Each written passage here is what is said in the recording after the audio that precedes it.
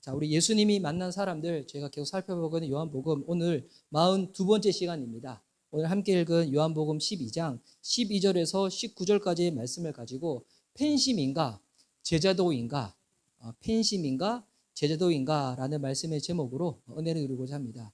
우리 좌우에 계신 분들 또 온라인으로 예배 드리시는 분들 또 서로 이렇게 축복하며 인사하시죠. 예수님만 따라갑시다. 이렇게 서로 축복하면서 할까요? 자, 시작. 예수님만 따라갑시다. 할렐루야. 오늘 또 이 시간 또 온라인으로 예배드리고 있는 또 인천에 계신 분들, 동두천에 계신 분들 주님으로 축복합니다. 주님만 따라갈 수 있는 저와 여러분 됐으면 좋겠습니다. 제가 지금까지 이렇게 사역을 하면서 주변에 있는 분들에게 제가 가장 많은 관심과 축하를 받은 날이 언제인가 봤더니 제가 목사안수를 받았던 날이에요. 제가 목사안수를 3월 말에 받았거든요. 지금 이제 3월 마지막 주잖아요. 그러니까 지금 딱 기준을 해가지고 저는 8년 전에 이렇게 목사안수를 받았었는데 그때 2013년도 그때 3월 지금 때쯤 목사안수를 받았을 때 정말 많은 사람들의 이 관심과 이 사랑 속에서 제가 목사안수를 받았거든요. 또 저는 목사안수 받을 때 참 독특했던 게 원래 목사안수를 받으면 되게 이제 지방에 계신 분들, 노예에 계신 분들이 한꺼번에 모여가지고 목사안수를 받는데 저는 그 목사안수 받는 날 저 혼자 받았어요. 제가 섬겼던 교회에서 오후 예배 때 오히려 이렇게 외부에 계신 목사님이 오셔가지고 목사안수를 해줬고 더구나 더 이렇게 특이했던 게 저는 목사안수 받는 날 제가 목사 가운을 입고 춤을 췄었거든요. 목사안수 받는 날 춤춘 목사는 전 세계에서는 모르겠어. 아마 대한민국에서는 제가 처음일 것 같아. 제가 목사안수 받았다고 기분 좋아서 뭐 덩실덩실 이렇게 춤췄던 게 아니라 그때 막 이렇게 이렇게 막 브레이크 추면서 막 이렇게 춤췄었거든요. 그리고 그때 제가 몸이 살짝 안 좋아서 그 3월 달인데 불구하고 그때 내복을 입었어요. 내복 입고 양복 입고 목사 가운 입고 춤췄고 와, 제 안에 이거 뜨거운 그 열기가 막 사우나 같은 짐이 확 올라오는데 그래서 이제 그 영상이 저 가지고 있어요. 목사안수 날 춤췄던 그 영상. 그래서 그때 춤추고 나서 이 안수식 끝나고 예배 끝나는 다음에 정말 많은 분들이 와가지고 이렇게 격려해 주시고 축하를 해줬는데 그때가 제 인생에서 제가 그렇게 사진 촬영 요청을 많이 받아본 적이 없었어요. 제가 연예인인 줄 알았어. 뭐 1m만 걸어가도 막 목사님 막 사진 찍어주세요 해가지고 막 사진 찍고 그랬는데 근데 신기한 것은 그날 이후로 아무도 저한테 사진 요청을 하지 않습니다. 저는 동일하게 있는데도 불구하고 그날만 사진 요청을 하고 그날 이후부터는 사진 요청을 안 해요. 심지어 저랑 같이 살고 있는 아내도 저한테 사진 요청을 안 해요. 그러는데 하여튼 이제 그때가 제가 제 살면서 가장 많이 이렇게 환영과 이렇게 축하를 받았던 날이었는데 근데 오늘 읽었던 이 본문에 나오는 예수님을 보면 저보다 비교가 안 될 만큼 지금 많은 무리들 가운데 지금 휩싸인 가운데서 지금 예수님께서 지금 환영을 받고 계십니다. 이 환영이라는 표현조차 부족할 정도로 지금 엄청난 함성과 지지, 막 응원을 받고 계신 거예요. 그러니까 요즘 뭐 K-팝 아이돌 가수들이 해외에 있는 공항에 딱 도착하면 막 수천 명의 인파가 군집해가지고 그 사람 이름 막 연호하면서 그러잖아요. 마치 그와 같은 모습의 최초의 시초가 누구인가? 지금 예수님이신 거예요. 지금 예루살렘에 지금 들어가실 때 그림이 그려지시나요? 왜 그런가? 지금 예수님의 놀라운 기적을 직접 본 이 사람들의 입소문을 통해 가지고 지금 예수님이 그 기적의 주인공이 예루살렘에 들어온다고 하니까 이 소문이 퍼진 거예요. 그러니 그 소문을 들었던 사람들이 예수님을 어떻게 맞이했던가? 우리 12절 말씀 보십시오. 제가 한번 읽어드릴게요. 그 이튿날에는 명절에 온 큰 무리가 예수께서 예루살렘으로 오신다는 것을 듣고 아직 예수님을 만나본 적이 없었던 사람인데 근데 그 예수님이 예루살렘에 오신다는 그 소문을 듣고 난 다음에 그들이 지금 격렬한 환영의 지금 반응을 보이고 있는 것입니다. 지금 아마 이 무리들은 크게는 지금 두 분류로 지금 나눌 수가 있어요. 지금 하나의 이 분류는 당시 이제 북쪽 지역에서 갈릴리에서부터 예수님의 기적을 보고 따라왔던 군중들이 있었어요. 그러니까 예수님이 가는 곳마다 따라다녔던 사람들이 있었거든요. 예수님이 오병이어 기적을 일으켰을 때도 그때 이후부터 수많은 사람들이 예수님을 쫓아갔는데 근데 그 사람들이 지금 예루살렘에 지금 따라오는 거예요. 또한 이 한 무리들은 어떤 무리냐면 아직 예수님 본 적이 없어. 누군지도 잘 몰라. 근데 이 소문을 너무 많이 듣다 보니까 한번 보고 싶다. 도대체 어떤 사람인가? 라는 그와 같은 또 무리가 있었어요. 크게는 이 두 개의 이 큰 무리들이 지금 예루살렘에 딱 있는 것인데, 그러니까 이들은 지금 예수님에 대해서 정확히 어떤 분인지는 잘 몰라. 호기심만 가득 차 있는 상태에서 지금 보통 사람이 아니라 그때 당시 핫 이슈. 무언가 그때 당시 인스타가 있었으면 뭐 하나 뭐 피드만 올려도 갑자기 조회수 막 수천만 수천만은 좀 크다. 뭐 수십만 되는 그런 정말 이렇게 핫 이슈 인물이 탁 들어오는 거예요. 예수님이 지금 누구십니까? 이 지금 요한복음 말씀 우리가 쭉 살펴봤지만 예수님은 물을 바꾸어서 포도주로 만드시고 왕의 신하의 아들을 고치시고 38년 된 이 병자를 고치시기도 하시고 5천 명을 먹이시고 물리를 걸으시기도 하시고 날 때부터 앞을 보지 못했던 이 사람을 진흙을 이겨서 고치시기도 하시고 또한 이 예루살렘 성에 들어오시기 전에 방금 전에 며칠 전에 죽어있던 나사로를 살리셨던 분이시거든요. 그 기적의 주인공이 본 적은 없지만 지금 소문이 이스라엘 전역까지 퍼지고 난 다음에 지금 예수님께서 탁 들어오시는 거예요. 지금 이 소식을 퍼뜨린 자들과 이 소식을 전해들은 사람, 큰 무리를 이루고 있는 거예요. 그럼 이들이 예수님 어떻게 환영하는가? 13절 말씀 보십시오. 종려 나무 가지를 가지고 맞으러 나가 외치되 호산나 찬송하리로다. 주의 이름으로 오시는 이 곧 이스라엘의 왕이시여 하더라. 자, 이들이 지금 예수님 환영할 때 손에 지금 무엇을 잡고 있냐면 종려나무 가지를 들고 있는 거예요. 야, 여보 이거 보면 지금 아이돌 많이 가수들이 콘서트 할 때 요즘은 각 팬들마다 이 가지고 있는 이 아이템들이 다르잖아요. 그래가지고 여기 보면 이 빅뱅 같은 경우는 이게 이거 약간 무궁화 모양 같은 거였어요. 그거 가지고 막 흔들고 BTS도 BTS 그 봉이 있거든. 막 흔드는데 여러분 그게 최초의 시초가 누군지 알아요? 예수님이세요. 예수님. 예. 예수님 이걸 보고 아마 다 따르는 것 같아. 그래서 예수님 딱 들어가니까 이들이 손에 그냥 환영하는 게 아니라 종려나무 가지를 가지고 막 환영을 하는 거예요. 여러분 이 당시 이 종려나무는 예루살렘에서는 보기 힘든 나무래요. 왜냐하면 예루살렘은 비가 많은 지역이 아닌데 이 종려나무는 비가 많은 물이 많은 곳에서 자라는 나무라는 거예요. 그러니까 그 지역에 쉽게 찾을 수 있는 나무는 비가 없는 지역에도 불구하고 자랄 수 있는 뭐 올리브 나무 같은 거, 감람나무라고 성경에 나와 있는데 이런 나무들은 쉽게 찾을 수 있는데 근데 이 무리들은 그 지역에서 찾기 힘든 종려나무 가지를 일부러 찾아서 그 가지를 꺾어가지고 지금 막 흔들어 제끼고 있는 거야. 막 지금 콘서트 하는 것처럼 막. 예. 그럼 흔들 때 그냥 흔들까요? 그냥 흔드는 게 아니라 지금 의도가 있는 거예요. 어떤 의도가 있냐면 당시 이스라엘에서는 전쟁에 나가서 어느 장군이 승리하고 난 다음에 개선할 때 그때 왕을 맞을 때 어떻게 하냐면 이 종려나무 가지를 흔든다는 거예요. 그래서 이 종려나무의 이 또 다른 이름이 뭐냐면 피닉스 나무래요. 피닉스. 이 뜻이 뭐냐면 불사조라는 뜻이에요. 절대 지지 않는다. 그런 뜻. 그러니 지금 이 무리들이 예수님이 예루살렘을 딱 들어올 때 그들이 지금 생각 속에서 그리고 있는 그림이 어떤 그림인가? 지금 예수님을 승리자의 모습, 로마의 압제에서 우리를 구원한 정치적인 해방자. 내가 지금 고통이 있는데 어려움이 있는데 나의 문제를 해결해 줄 수 있는 해결사. 그러니까 이런 모습을 그리면서 예수님을 환영을 하고 있는 거예요. 그러니까 예수님이 지금 그렇게 하라고 전혀 시키지 않았어요. 근데 본인들 나름대로 예수님 이런 분 아닐까 싶어가지고 자기들의 그림을 가지고 예수님을 지금 환영하고 있다는 것입니다. 우리가 이렇게 같은 시간에 뭐 요즘은 직접 현장이 아니더라도 온라인에서 예배를 드리신 분들도 계시는데 지금 우리가 동일하게 예배를 드린다고 할지라도 아마 우리의 마음 가운데 예수님을 향하여 가지고 있는 그 기대감은 각자 다르실 거예요. 어떤 분들은 남모를 고통과 아픔 가운데서 힘들어하는 것 가운데 예배 드리신 분들도 계실 것이고 어떤 분들은 육신의 아픔 때문에 주님 앞에 나와 예배 드린 분도 계실 것이고 또 어떤 분들은 진로가 자꾸 어긋나는 거야. 잘 풀리지 않는 거야. 이것 좀 해결받고 싶어서 예배 드리신 분들도 계실 것이고 또 어떤 분들은 정말 순수한 신앙의 마음을 가지고 주님 만나고 싶어서 예배 드리는 분들도 계실 것이고 정말 케이스들이 다 다르잖아요. 지금 큰일 났어요. 케이스들 계속 열거하다 보면 우리 지금 교회에서 예배 드리는 인원 숫자보다 케이스가 더 많아질 것 같아. 근데 하여튼 각자 동일한 시간에 예배드린다고 할지라도 각자 마음속에 가지고 있는 기대감들, 이 소원한 마음들은 다를 수가 있다는 거예요. 한 시간 같은 자리에 예배드린다고 할지라도.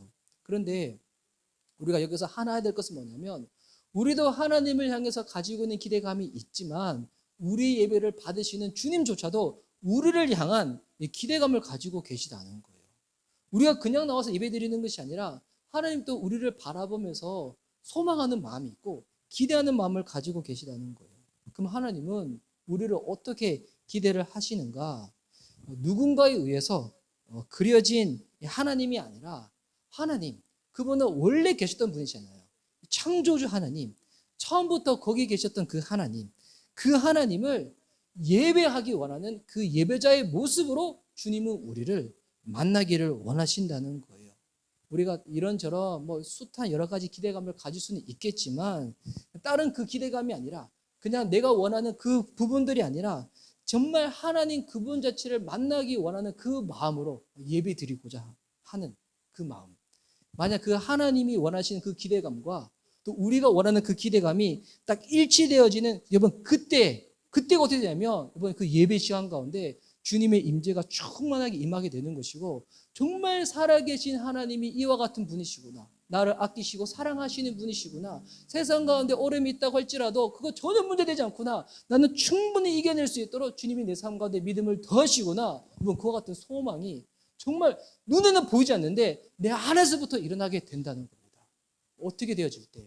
하나님이 원하시는 그 기대감과 내가 원하는 기대감이 그 만나게 되어질 때. 여러분 그렇다고 하면 우리가 원하는 기대감이 주님이 원하시는 기대감과 여러분 다를 때 어떻게 될까요? 주님이 조정해서 맞춰야 될까요? 우리가 조정해서 맞춰야 될까요? 그때 전자겠어요? 후자겠어요? 당연히 우리가 조정해서 맞춰야 되겠죠. 여러분 그래서 성경에서 말하는 이 죄라는 게 여러분 뭔가 나쁜 짓 한 게 죄가 아니에요. 뭐가 죄인가? 주님은 이렇게 말씀하시는데 우리는 이렇게 듣지 아니하고 어긋난 방향으로 가는 거. 그 죄라는 게 히브리어로 이 하말티아라고 하는데 그 뭐냐면 표적이 여기 꽂혀야 되는데 여기 꽂히지 않고 엉뚱한 다른 곳에 꽂히는 거.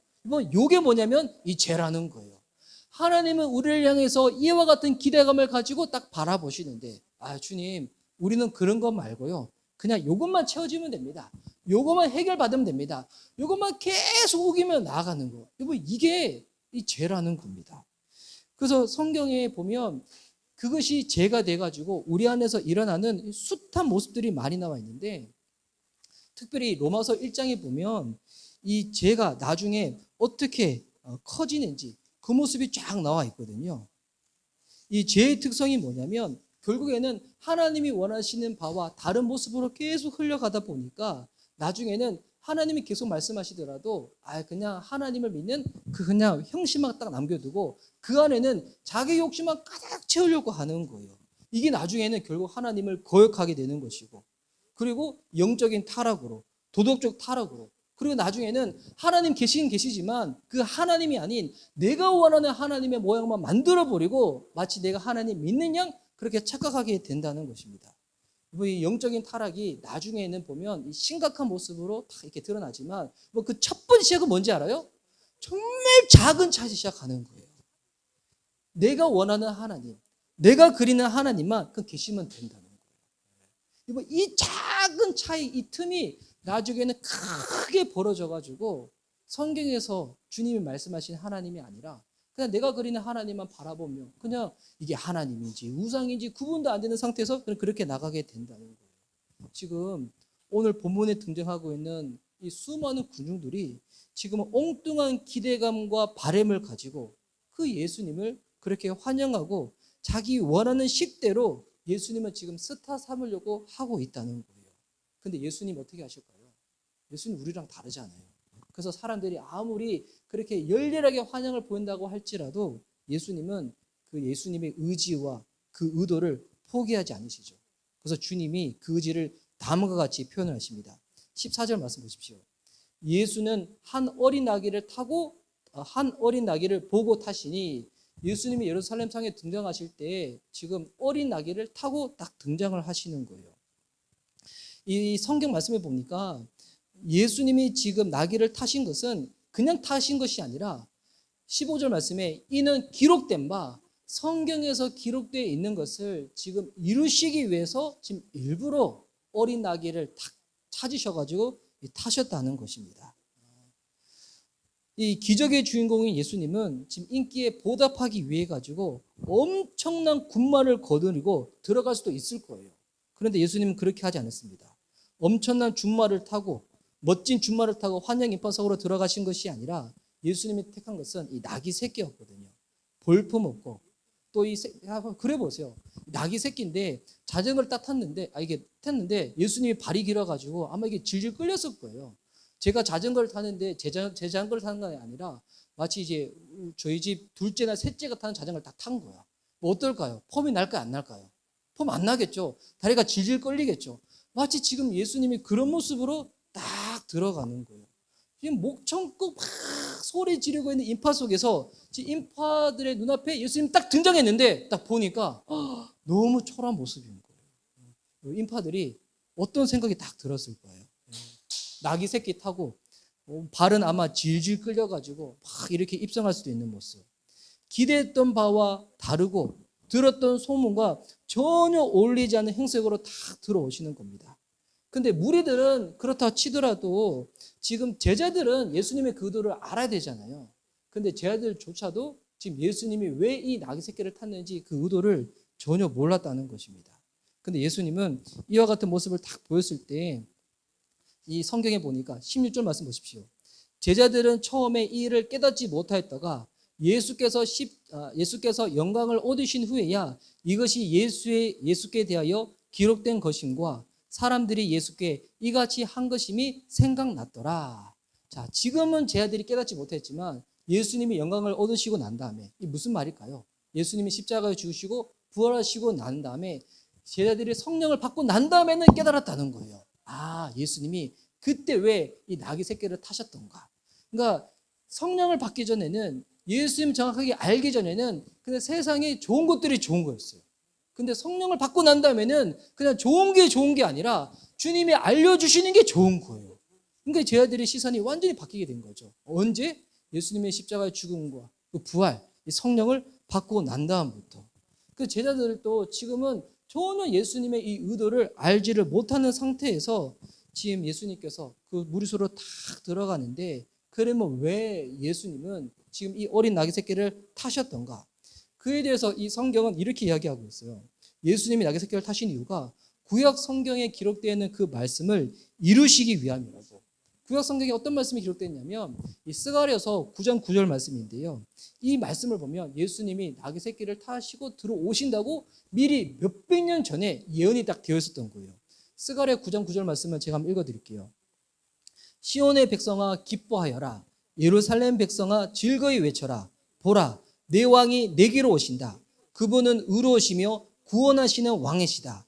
그분은 겸손하시어 나귀를 타신다. 나귀 새끼를 타고 오신다. 이 쉬운 성경 버전인데요. 좀 더 이해하기 쉽게 하기 위해 가지고 바꿨는데 지금 예수님이 이 땅에 딱 오셨을 때 누가 하나님이 보낸 메시아인지 사람들은 알 길이 없잖아요. 그 예수님은 그것을 알리시기 위해서 지금까지도 당신에 대해서 소개를 하셨고 기적도 행하셨는데 그래도 불구하고 이 사람들은 어떤 거예요?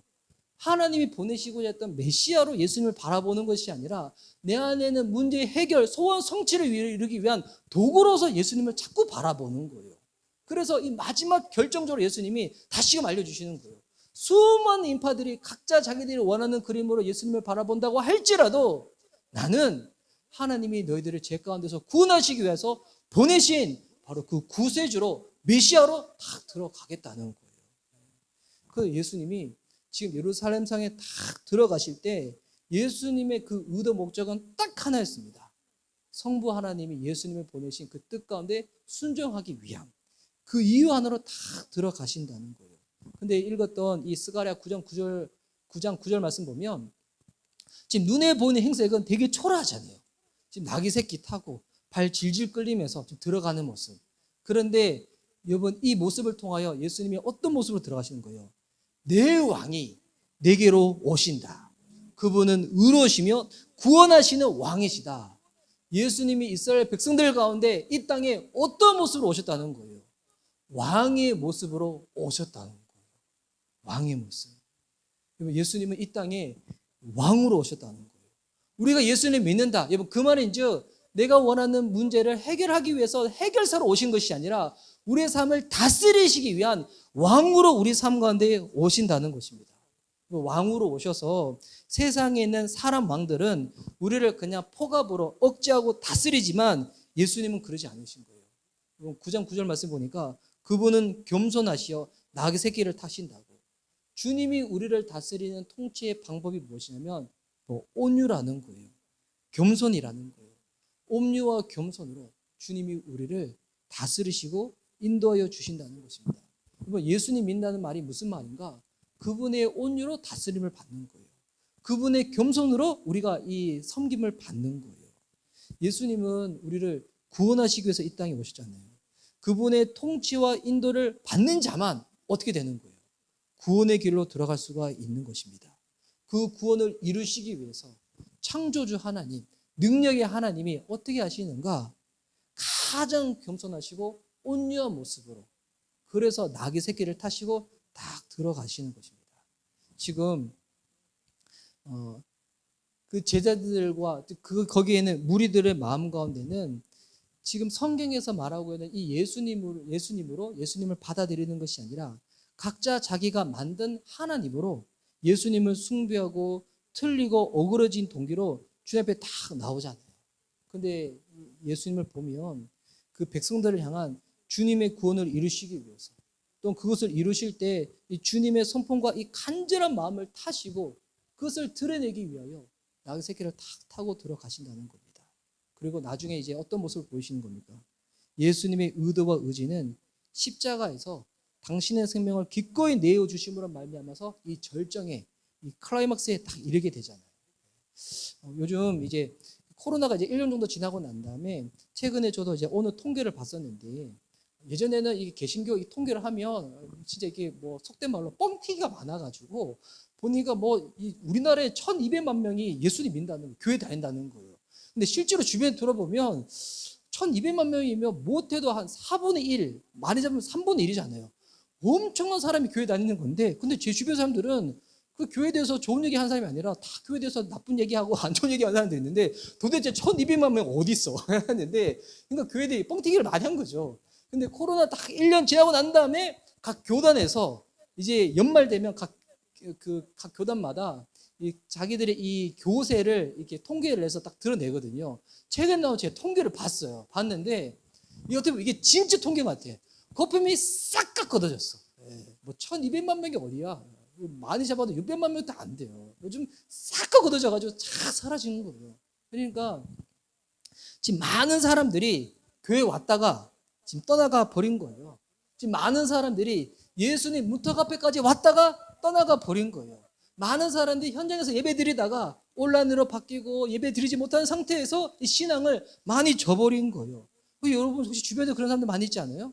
예전에 교회 다니셨다가 이제는 교회 이제 등록도 안 하시고, 그리고 이제 그래도 예전에는 주일날 꼬박꼬박 예배 드렸는데 이제는 뭐 주일날 예배 드리는 것도 옵션이 돼가지고 뭐 주일날 일 잡히면 뭐 딴 데 가서 예배 드리고, 딴 데 가서 예배 드려도 그래도 감사한 거야. 이제는 딴 데 가서 예배도 잘 안 드리고. 지금 이런 이제 하여튼 안타까운 딱 시기가 들어와 버렸는데 왜 이렇게 됐을까요? 문제가 뭘까요? 예수님께 문제가 있는 거겠죠. 예수님 우리를 너무 잘 모르는 거야. 우리가 세상 살아갈 때 얼마나 바쁘고 피곤하고 정말 주일, 일요일 딱 한 번 쉴 수 있는데 이거 쉬지 못하고 뭐 억지로 예배 드려야 되고, 예전에는 억지로 몸 꾸짖고 교회당까지 예배 가서 드려야 되는데 이제 온라인 들어간 다음에 이제 편하다 싶기도 하고, 이 평안, 그래, 이런 거 언제 또 누려보겠어. 이 코로나 이제 백신 생기고 나서 이제 사라지게 되면 이제 온라인으로 예배 드리고 싶어도 못 드리는 지경까지 올 건데, 이런 시기에 제대로 한번 쉬어봐야 되겠다. 뭐 학생들만 방학했나? 신앙생활에도 방학이지. 뭐 나중에 개학하면 되는 거지. 뭐 그렇지 않아? 싶어가지고, 이거는 예수님이 우리를 잘 몰라서 그런 거야. 예수님께 모든 문제의 원인을 딱 돌려난 다음에 우리는 괜찮다라고 해야 될까요? 그게 아니겠죠. 뭐가 문제일까요? 예수님께 문제가 있는 것이 아니라 우리의 신앙이 무언가 잘못된 것이었죠. 뭐가 잘못된 걸까요? 주님이 우리에게 말씀하시는 바대로, 성경에서 우리에게 알리시고자 하는 바대로 그 하나님을 봤던 것이 아니라, 알고 봤더니 우리가 그리고 있었던 하나님이 성경에서 말하고 있는 하나님하고는 너무 달랐던 거야. 각자 원하는 모양의 그 하나님으로 주님을 섬기고 주님을 환영하고 주님을 원했더니 보니까 내가 원했던 하나님이 그 하나님이 아니었던 거예요. 그러니 기독교에서 말하는 그 하나님을 제껴다 버리고 다시금 각자의 하나님을 찾으러 어디로 가는 거예요? 세상으로 가는 거예요. 주님을 떠나버리는 거예요. 그러다 보니 어떻게 되는 걸까요? 지금 교세가 확 거품이 거치면서 실제적인 인원 숫자가 딱 등장을 하는 거예요. 어떻게 보면 안타깝지만 어떻게 보면 한편으로는 되게 감사한 일이죠. 왜? 회개의 시작은 내가 무엇이 잘못되었는지 그것을 깨닫고 난 다음부터 회개가 가능한 거잖아요. 여러분, 교회의 진정한 회복도 여러분, 교회가 무엇이 잘못됐는지, 우리가 무엇을 잘못 가르쳤는지 그것이 확인되어지고 난 다음부터 제대로 방향을 다 걸어갈 수 있잖아요. 저는 요즘 주변에 저희 지체들 중에서 얘기를 들을 때, 제가 아는 이게 어느 지체가 미국에 가서 결혼해서 살고 있는데, 지금 1월부터 지금 3월까지 이 짧은 시간 동안에 성경 일독을 했다는 거예요. 근데 그 지체가 다니는 교회가 큰 교회가 아닌데, 뭘 하는 교회냐면, 그냥 성경만 읽는 교회라는 거예요. 성경 읽는 교회. 그리고 성도님들한테 다른 거 시키는 게 아니라 성경만 읽으라고. 그래서 이 지체가 지금 딱 부활절 되기 전에 성경 일독을 했다는 거예요.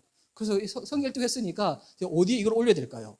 인스타에 올린 거죠. 그래서 이제 인스타에 올린 그 글을 보고 제가 확인했는데, 여러분, 이 3개월 동안 성경 일독할 때 어떻게 일독했냐면 눈으로 보고 읽은 것이 아니라 소리 내어서 읽었다는 거예요. 여러분, 소리 내서 성경 읽으면 시간이 더 오래 걸려요.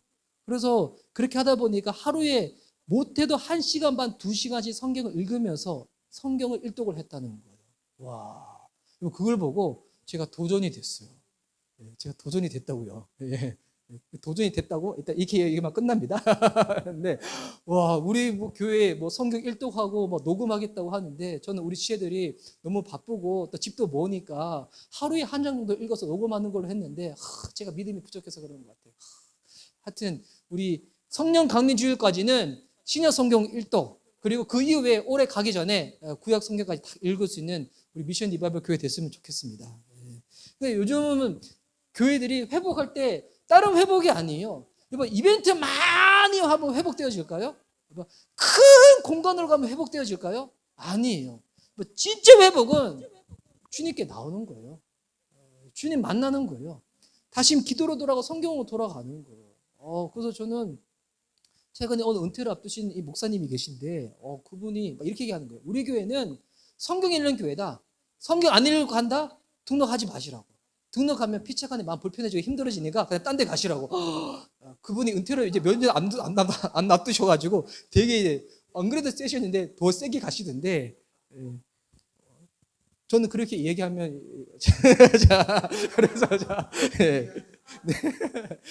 그래서 지금 여러분, 이 예수님은 지금 그때 당시도 마찬가지, 지금도 마찬가지고, 주님은 어제나 오늘이나 영원토록 동일하시다. 이 말이 무슨 말이냐면 하나님은 늘 오르시다는 거예요. 틀린 것이 있다. 무엇이 틀린 거예요?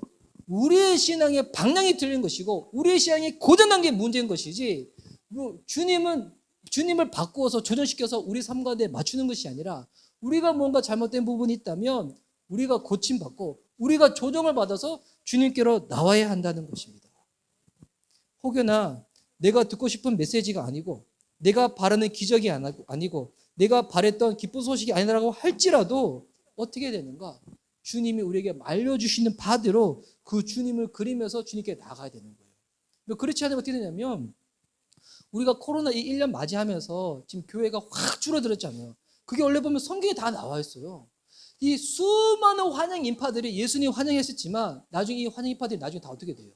예수님 십자가에 죽으실 때 예수님 앞에 나와서 다 손가락질하고 소리 지르면서 예수님 십자가 못 박아라 했던 사람들이 다른 지역에 있는 사람들이 아니에요. 지금 이 사람들. 예수님이 그렇게 환영했다가 이 짧은 일주일 시간 동안에 왜 그렇게 갑자기 모습이 확 바뀌어져 버렸나요? 본인들이 원했던 모습이 아니었던 거예요. 그러니 환영했던 인파들이 예수님을 욕하고 저주했던 인파들로 다 바뀌어져 버렸던 거예요. 온라인에 보면 기독교 이제 싫어하시는 분들 많이 있잖아요. 안티 기독교인들 많이 있는데, 여러분, 그분들 보면 교회 전혀 모르시는 분들 아니에요. 예전에 교회를 좀 다니셨던 분들이셨어.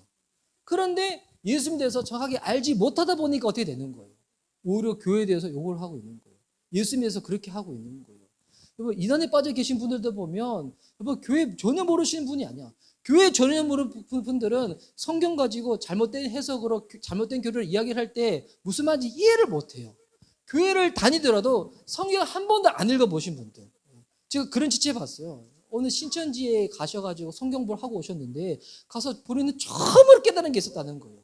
BC와 AD를 졌는데 BC가 비포 크라이스트고 AD가 아논 도민이라 해가지고 예수님 오시고 난 다음이라고. 그거를 거기 가서 처음으로 들었다는 거예요. 그러면서 마치 뭐 새로운 걸 들은 것처럼 막. 그걸 처음 들었다는 것은 그만큼 그 사람이 교회를 다니면서 성경에 대해서 제대로 읽어본 적도 없고 공부해 본 적도 없었기 때문에 그런 모습이 드러나는 거죠. 저희는 이렇게 주일날 예배 드릴 때 봉헌에 이렇게 영상을 보면서 이렇게 예물을 올려드리잖아요. 우리 이제 지난주에 나왔던 그 영상에 미국 교회 목사님이 어떤 분이시냐면 카일 아이들만 목사님이세요. 되게 유명한 목사님이신데 이분의 이제 책은 많이 하시지만 이분의 얼굴은 잘 모르시는 분들이 많이 있는데 이분이 쓰신 책이 몇 년 전에 나왔던 그 유명한 책이 있어요. 이 팬인가 제자인가. 근데 원래 그 원제는 뭐냐면 not a fan이거든요. not a fan. F자 not a fan. not a fan인데 지난주 그 목사님이세요. 근데 이 얼굴은 젊었을 때 찍었던 사진 같죠. 지난주 우리가 봤던 모습은 좀 약간 이렇게 살찐 모습이셨는데 근데 이제 그 책에 보면 팬과 제자를 구분하는 그 글귀들이 나와 있어요. 여러분, 우리가 예수님을 믿고 따를 때 팬심으로 따르는 사람들이 있고 진짜 예수님 앞에서 제자된 마음으로 따르는 사람들이 있는데 어떻게 다른가? 팬은 와서 환호하다가 사라져버리는 사람이래요. 근데 제자는 와서 죽고 섬기는 사람이라는 거예요. 다시 한번. 팬은 와서 환호하다가 어느 순간은 사라져버리는 사람. 근데 제자는 와서 예수님과 함께 십자가에 죽었음을 믿음으로 여겨서 주님의 이름으로 섬기는 사람들. 우리가 지금 하나님을 예배하고 있잖아요. 지금 주님 향해서 노래도 부르고 뜨겁게 기도도 할 건데 여기서 중요한 거 팬으로 하고 있는가 아니면 제자로 하고 있는가. 제가 주변에 있는 이 연예인 크리스천 중에서 전도를 이렇게 많이 하시는 이제 분이 계신데 근데 그분이 전도를 하다 보면 팬심으로 자기한테 오시는 분들이 있대요. 그냥 본인이 좋아가지고 그냥 교회 와보는 거죠. 근데 여러분 처음에는 그럴 수 있다고 생각을 해요. 처음에 예수님 모르는데 다음은 그렇게 시작하죠. 근데 여러분 이 팬심이 제자도의 마음으로 바뀌지 않으면 어떻게 되냐면 나중에 그 사람 때문에 실망하고 그 사람만 보고 그 사람이 없으면 교회를 떠나버려요. 이 팬심의 마음이 그런 거거든요. 사람한테 이렇게 마음이 빠져버려가지고 그 사람만 보고 교회를 나오는 거죠. 근데 이 팬심의 마음이 나중에 어떻게 바뀌게 되는가? 이건 제자도의 마음으로 바뀌게 되는 거예요. 그 사람의 어떤 때문에 교회를 나오는 것이 아니라 정말 예수님 때문에 교회를 나와야 되는 거예요. 지금 이제 우리 교회 지체분들은 전부 저를 바라보실 때 팬심으로 바라보시잖아요. 그래서 뭐 이사한 목사님이 뭐 설교 제일 잘하는 목사님 같고 막 그러시다면서요. 아니에요? 예, 예. 할렐루야. 예, 충만할지어다. 그런데 중요한 거는 여러분 끝까지 얘기하지만 저는 그렇게 존경받을 만한 위인이 되지 못해요. 여러분 이상한 목사의 실체를 알고 싶다. 누구한테 가서 물어보면 될까요? 같이 살고 있는 제 아내 한송이 사무. 이 예배 전에 찬양 부를 때 제 볼륨 소리가 조금만 올라가다 귀에 거슬리다고 가감없이 말하시는 분. 저분한테 가셔서 이사한 목사님의 실체가 무언가 얘기하면 그냥 아무 얘기 안 하실 거예요. 표정에서 다 드러납니다. 되게 존경스러운 눈빛으로 그렇게 되면 좋을 건데 그렇지. 되게 국률하고 짠해 보이고 막 이렇게 기도가 필요하고 늘 사랑해주고 보호해줘야 되고 막 이렇게 그런 모습의 눈빛으로 확 바뀌는데 여러분 이게 똑같은 거예요.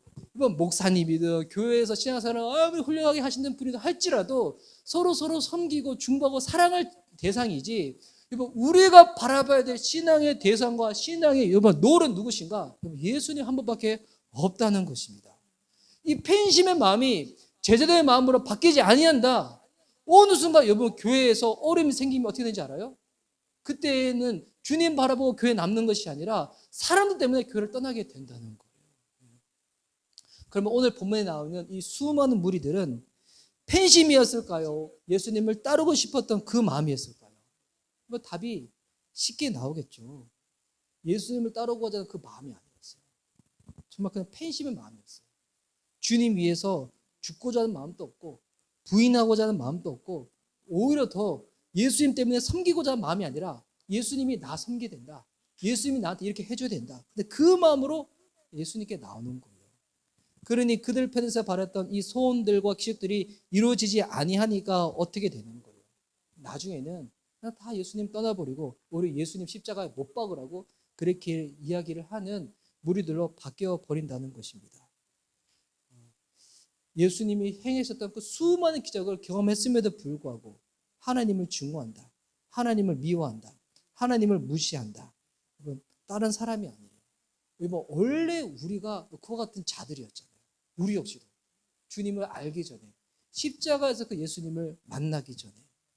그래서 예수님께서 요한복음에 보면 많은 기적을 행하셨다고 나와 있잖아요. 또 그 기적을 통해서 예수님이 하나님이심을 드러내시기 위하여 계속 알리셨는데, 그런데 우리가 경험할 수 있는 그래서 가장 큰 놀라운 기적이 무엇인가?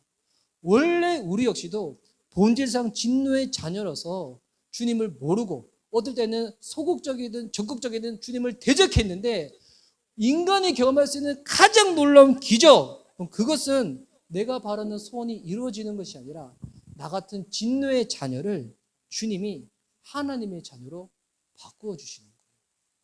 주님을 알게 해서, 주님의 사랑을 경험하게 해서. 오늘 그 예수님이 그 기적을 행하시고자 어떻게 하시는가?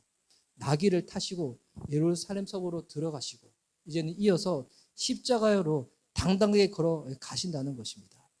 오늘 제가 이제 이 설교를 준비하면서 제가 이제 두 가지 마음을 가지고 있었어요. 첫 번째 마음은 뭐냐면 오늘은 정말 짧게 설교해야지. 물론 이번 설교가 짧은 게 좋은 설교는 아니지만 설교를 짧게 하는 자는 복이 있을 것이니 또 초대를 받을 것이라고. 근데 저는 그래서 이게 뭐 외부에서는 초대 받을 일이 없잖아요. 그러니까 여기서 뭐 설교를 길게 하더라도 상관없는데, 제가 지난주 제가 설교 제가 스스로 모니터를 하면서 정말 좀 짧아야 되겠다. 누가 시켜서 그런 것이 아니라 스스로 그런 마음이 들었어요. 스스로 짧아야 되겠다. 그리고 또 한 가지 마음이 있었어요. 또 어떤 마음이 있었냐면 뒤에 계신 분이 손목에 시계도 없는데 왜 손목을 툭툭 치세요? 혹시 관절염 아니시죠? 혹시 손목 아프시면 이따가 중보해 드릴게요. 근데 제가 설교 주면서 또 한편에 이 마음이 뭐였냐면 오늘 이 내용은 진짜 오늘 설교 들으신 분들이 이미지를 그릴 수 있도록 설교 좀 해야 되겠다 생각이 들었어요. 그래서 제가 이제 자꾸 이렇게 아까 콘서트 예도 드리고 K-팝 스타 얘기도 했던 것이 예수님이 지금 입장하실 때 이 모습을 그림을 여러분 속에 다 그리시는 거예요. 예수님 입장, 지금은 우리가 그림을 그렸을 때 무리들의 모습만 봤잖아요. 환영하는 모습, 열광하는 모습. 근데 그 열광하는 무리들을 본 예수님의 표정은 과연 어떤 표정이었을까? 그걸 한번 생각해 봤어요. 예수님의 표정.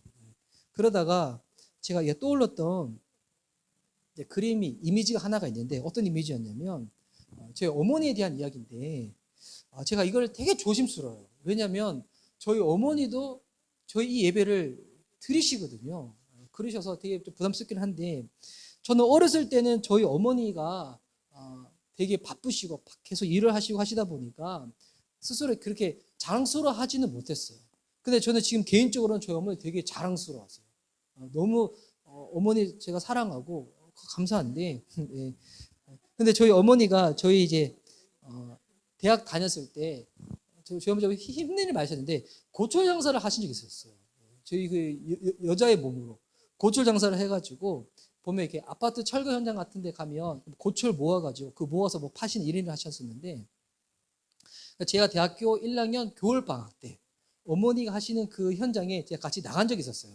아르바이트 하겠다고 해가지고 그래서 이렇게 그 이제 일용직 노동자처럼 막 이렇게 밑에 등산화 신고 막 2톤 옷 입고 아파트 이제 철거 현장 나와가지고 보면 이거 일본 용어긴 한데 빠루라는 이 새로 된 지렛대가 있어요. 그거 가지고 뭐 하냐면 옛날 이 아파트에 가면 이 베란다에 이 알루미늄 샤시가 있잖아요. 그를 뜯어가지고 그를 뜯어서 땅바닥으로 떨어뜨리면 나중에 그를 못 넣는 일을 했었거든요. 그리고 옛날 이 베란다들, 아파트들은 지금은 확장력을 해가지고 발코니도 다 이렇게 뭐 해버리지만 그때는 이렇게 거실에서 유리문 열고 베란다 딱 나가잖아요. 그래서 제가 이렇게 그날 딱 만반의 준비를 하고 그때 현장에 나가서 추운 겨울이었는데 이 베란다에 있는 발코니에 있는 요 샤시를 깨트리려고 이 새 지렛대를 뒤로 딱 하는 순간에 뒤에는 유리문이 딱 깨져 버린 거예요. 그러면서 이 유리가 떨어지면서 어디로 떨어지냐면 제 발목으로 떨어진 거예요. 그래서 이 큰 유리가 제 발목에 딱 떨어지다 보니까 순간적으로 제가 소리를 확 질렀죠. 그래서 제 발목 보니까 이제 피가 막 이렇게 막 분출되면서 나오고 있었는데 제가 소리를 너무 이게 크게 질러가지고 다른 층에서 일하고 있던 저희 어머니가 제 소리를 들은 거예요. 그래가지고 저한테 오시자마자 막 발목에서 막 피가 나고 있으니까 어떻게 하시냐면 당신이 신고 있는 이 등산 양말을 벗어가지고 제가 피가 나고 있는 여기에 딱 묶으셨어요. 근데 그때 저는 저희 어머니의 손길만 봤던 것이 아니라 저희 어머니의 표정을 봤어요. 여러분 지금 피가 나는 사람은 누구예요? 제가 나고 있잖아요. 그런데 그 표정만 봤을 때는 지금 저희 어머니가 피를 흘리고 있는 거예요. 이제 표정만 봤을 때는 제가 피가 흘리는 게 아니야. 저희 어머니가 피가 흘리고 있는 거예요. 그리고 나서 시간이 지나고 나서 그때는 제가 예수님 잘 몰랐었는데 제가 예수님 믿고 어느 날 기도할 때 주님이 저를 향한 그 마음을 딱 기도하는데 그때 당시 그 그림이 다 그려지는 거예요. 지금 아파하는 것은 나인데도 불구하고 표정만 봤을 때는 진짜 지금 피를 흘리고 계신 분은 저희 어머니셨던 것처럼 지금 이 무리들은 예수님이 누군지도 모르고 지금 열강 가운데 분위기에 취해가지고 예수님 향해가지고 손을 흔들고 있는데 그들을 바라보면서 정말 안타까워하는 마음으로 그들을 바라보는 예수님의 그 표정. 지금 죄 가운데 빠져있는 것은 무리임에도 불구하고 그 죄의 고통을 짊어지고 계신 분은 예수님이신 거예요. 지금 예수님이 지금 그 고통으로 저희들을 바라보고 계신 거예요. 저는 그때 당시 저희 어머니의 그 표정을 기억하면서 아마 지금 예수님의 표정이 그런 표정이 아니셨을까. 수많은 그냥 군중들의 환영과 인기 가운데 도취돼가지고 그냥 좋아하시는 것이 아니라 안타까워하시고 대신 그들의 이 죄의 짐을 짊어지시고 십자가를 향해서 예루살렘으로 들어가셨던 예수님의 그 표정, 그 얼굴. 예수님이 지금 아마 눈으로는 눈물 흘리지 않으셨지만 아마 가슴 속에는 아마 눈물을 흘리고 계셨을 거예요. 그들의 영혼의 고통과 신음소리를 지금 들으시면서 지금 우리 각자가 이제 고난주간을 앞두고 부활주의를 앞두면서 지금 예수님 앞에 나올 때 지금 예수님은 지금 각자 여러분들은 어떤 예수님을 그리고 계십니까? 어떤 예수님을 원하고 계시고 바라보고 계십니까? 오늘 우리가 주님 앞에 예배 드릴 때 이 구원의 기적을 여러분 놓치지 않았으면 좋겠습니다. 이 구원의 감격, 이 사랑을 놓치지 않았으면 좋겠습니다. 여러분 이게 세상에서 가장 큰 것인데 우리는 어떻게 보면 그것은 뒤로 제껴 버리고 다른 것에 되게 목매일 때가 많이 있거든요. 누구 얘기가 아니라 저도 그럴 때가 많이 있어요. 정말 주님 한 번만이면 만족하다는 그런 찬양의 고백을 부르면서도 불구하고 실상으로는 내 안에 늘 허전하고 늘 비어있는 그 마음. 왜 그런가? 주님의 잘못이 아니죠. 제 마음 가운데 어긋나 있고 삐뚤어져 있는 그 마음 때문에 그럴 거예요. 주님이 우리 삶 가운데 구원을 베푸시기 위해서 오실 때 주님은 어떤 모습으로 오시는가? 왕으로 오신다는 거예요. 우리를 온유와 그 섬김으로 통치하고 다스리시기 위해서 우리가 잘못할 때 벌 주고 심판하고 뭘 하시는 것이 아니라 우리를 이끌어 주시고 우리를 제대로 안내해 주시는 주님. 시편 23편 말씀에 보면 주의 막대기와 주의 지팡이가 나를 안위하신다고 나와 있잖아요.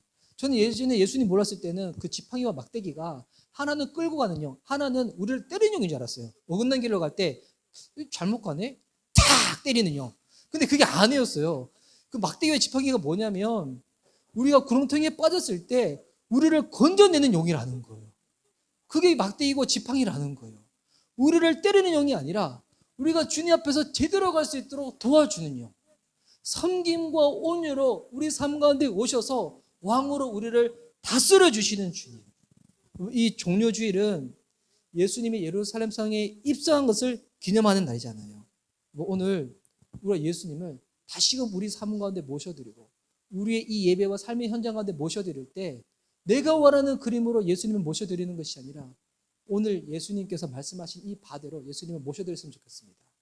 왕으로 오신 예수님, 사랑과 섬김으로 우리를 통치하시는 예수님, 세상 그 어떤 가운데도 비교할 수 없는 가장 놀라운 선물인 우리를 자녀 삼아주시고 구원을 베풀어 주신 그 주님, 그 주님을 여러분 다시금 우리의 왕으로, 우리 교회의 왕으로, 이 세상을 다스릴 우리 왕으로 그분을 환영하고 모셔드릴 수 있는 저와 여러분 됐으면 좋겠습니다.